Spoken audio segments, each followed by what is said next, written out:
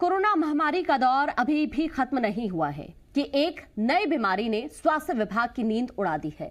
इंदौर और भोपाल के बाद अब जबलपुर में भी ब्लैक फंगस के मामलों की पुष्टि हुई है। मेडिकल कॉलेज के ईएनटी विभाग ने कोरोना से ठीक हो चुके कुछ मरीजों में इसके लक्षण देखे हैं। इनमें एक मरीज की मृत्यु होने की बात भी सामने आई है।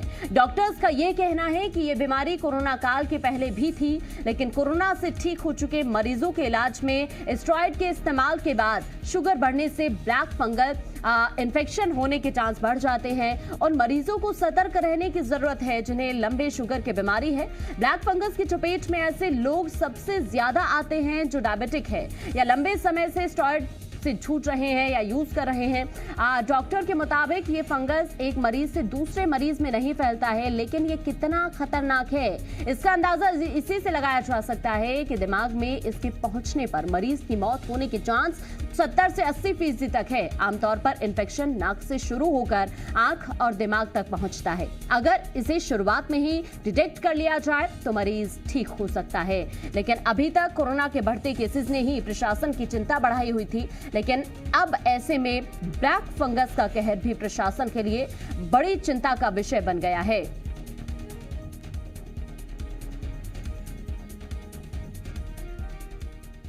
करण हमारे संवाददाता हमारे साथ जुड़ गए हैं, शैलेंद्र भी हमारे साथ लगातार बने हुए हैं। करण, अगर बात की जाए, अभी तक कोरोना महामारी की वजह से लोग काफी परेशान थे, प्रशासन की चिंता बढ़ी हुई थी, लेकिन अब जिस तरह से ब्लैक फंगस के मामले सामने आए हैं, पुष्टि हो गई है, उसके बाद प्रशासन की चिंता और ज्यादा बढ़ गई है। क्योंकि ये जो बीमारी है वो जो हाई डायबिटिक मरीज हैं उनमें विशेष तौर पर देखी जा रही है, या फिर जो ऐसे मरीज जो लंबे समय से स्टेरॉइड का उपयोग कर रहे हैं।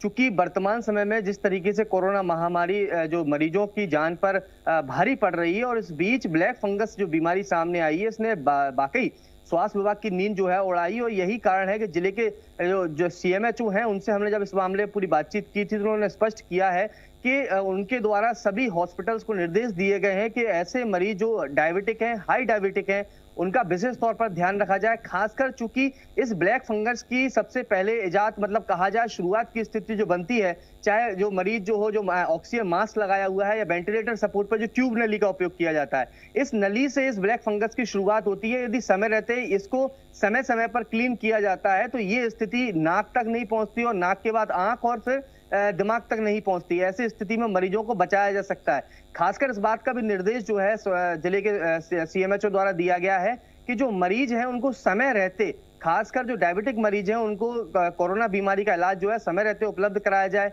मरीजों से भी अपील की है कि यदि वह संक्रमित आते हैं और हाई डायबिटिक हैं, ऐसी स्थिति में स्वास्थ्य विभाग को अवगत कराएं ताकि समय रहते उनका इलाज शुरू हो चुके। क्योंकि इस बीमारी के लिए सबसे खास बात जो निकल कर आई है वो यही है कि यदि आप गंभीर रूप से कोरोना संक्रमित हो जाते हैं, ऐसी स्थिति में आपको हाई स्टेरॉइड का उपयोग आपको देना होगा। और जब इस हाई स्टेरॉइड का उपयोग किया जाता है तो ये जो है जो शुगर लेवल जो है उसको बढ़ाता है, और शुगर लेवल जैसे ही बढ़ता है उसके साथ ही ब्लैक फंगस की संभावनाएं जो बढ़ जाती हैं। यही वजह है कि स्वास्थ्य विभाग ने इस बात को स्पष्ट किया है कि जो मरीज हैं उनको भी स्वास्थ्य विभाग का इस मामले में सपोर्ट करना होगा कि समय रहते वो अपनी बीमारी को डिटेक्ट करें, लक्षण है तो समय रहते स्वास्थ्य विभाग तक पहुंचें, जांच कराएं और जांच कराने के बाद स्वास्थ्य लाभ लें।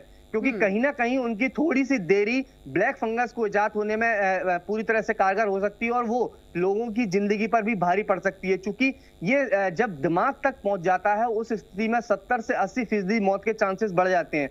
यदि हम मेडिकल कॉलेज जबलपुर की बात करें तो ये मामले सामने लेकर कर आए हैं। हाँ। और कुछ मामलों के साथ में एक मरीज की मौत की बात भी कही गई है। ऐसे में ये बेहद सुरक्षा वाली बात है कि लोगों को जागरूक होना होगा, तभी इस ब्लैक फंगस की बीमारी को समय रहते रोका जा सकता है। जी बिल्कुल। और अगर शैलेंद्र बात की जाए तो इससे पहले हमने देखा भोपाल, इंदौर और अब जबलपुर में भी पुष्टि हो जाना ब्लैक फंगस के मामलों की। ग्वालियर की बात की जाए, वहां पर क्या कुछ हालात बने हुए हैं और साथ ही प्रशासन की क्या तैयारी है? देखिए, जिस तरीके से अगर ब्लैक फंगस की बात करें तो अब मध्य प्रदेश के 3 बड़े शहरों में इसके मरीज, संक्रमित मरीज सामने आ चुके हैं, लेकिन अभी तक ग्वालियर में इस तरह के कोई भी मामले सामने नहीं आए। जिस तरीके से हमारे सहयोगी करण बता रहे हैं कि जो जिला प्रशासन की टीम है, स्वास्थ्य विभाग की टीम है, अब वो इसको लेकर अलर्ट हो गई है। सभी नर्सिंग होम संचालकों की कल बैठक भी बुलाई गई थी। उस बैठक में निर्देश दिए गए हैं कि ब्लैक फंगस से बचने के लिए जो उपाय हो सकते हैं, खासकर मरीजों के सहयोग से, क्योंकि जो मरीज है उसको पता है कि उसको डायबिटिक प्रॉब्लम है, या उनकी केस हिस्ट्री क्या है, ये उनको ज्यादा बेहतर पता है। क्योंकि जिस तरीके से लगातार संक्रमित मरीज जो सामने आ रहे हैं, जो ब्लैक फंगस का शिकार हो रहे हैं, तो उन सब की जो है डेटा तैयार किया जा रहा है कि आखिर कौन कौन लोग ऐसे हैं जिनको पहले से डायबिटिक प्रॉब्लम है या जिनका इम्यूनिटी पावर काफी लो हो गया है। क्योंकि इसमें ये चीज भी बहुत देखने वाली है, क्योंकि जो स्टडीज बता रही हैं, जो अभी हाल ही में जो लोग संक्रमित हुए हैं, वो लोग ये बता रहे हैं कि जिन लोगों का इम्यूनिटी पावर कम हुआ है, उनको ये जो है वो बहुत जल्दी ब्लैक फंगस होने के चांसेस हो जाते हैं। तो ऐसे में जिन लोगों का इम्यूनिटी पावर कम है, उनका इम्यूनिटी बूस्ट कैसे कराया जाए, और जो लोग डायबिटिक है उनको पूरी नजर बनाए रखें। तो दो प्रमुख जो चीजें हैं वो बहुत जरूरी है, क्योंकि जिस तरीके से जो संक्रमित मरीज हैं जिनका इलाज हो रहा है, उनको जीवन रक्षा दवाएं देना भी जरूरी है। क्योंकि यदि आप वो समय पर नहीं देंगे तो उसकी कोरोना संक्रमण के चलते उसकी जान जा सकती है। तो अगर वहां से जान बचानी है तो आवश्यक हो जाता है कि जीवन रक्षा दवाओं को उनको दिया जाए। लेकिन अधिक उपयोग से कहीं ना कहीं ब्लैक फंगस की भी समस्या हो रही है। तो दोनों के बीच का जो रास्ता है वो निकालना होगा, क्योंकि कहीं ना कहीं जो बीमारी है वो लगातार अब रौद्र रूप अपनाते जा रही है। अगर इंदौर की बात करें तो 2 दर्जन से अधिक मामले जो है वहां पर सामने आ चुके हैं, और कुछ लोग ऐसे भी हैं जिनकी आंखों की रोशनी जो है धीरे धीरे जा रही है।